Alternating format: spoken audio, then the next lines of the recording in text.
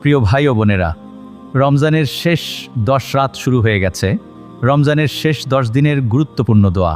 এই রাতগুলোর মধ্যেই লুকিয়ে আছে একটি রাত, শবে কদর, যে রাত হাজার মাসের থেকেও উত্তম।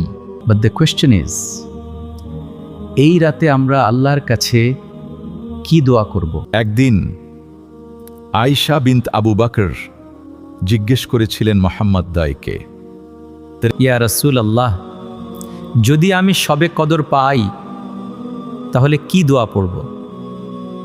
তখন তিনি একটি ছোট কিন্তু শক্তিশালী দোয়া শিখিয়েছিলেন। দোয়াটি হলো আল্লাহুম্মা ইন্নাকা আফুউন তুহিব্বুল আফওয়া ফাআফু আন্নি। হে আল্লাহ, আপনি তো ক্ষমাশীল, ক্ষমা করতে ভালোবাসেন, তাই আমাকে ক্ষমা করে দিন। রমজানের শেষ 10 রাত গুনাহ মাফের সবচেয়ে বড় সুযোগ।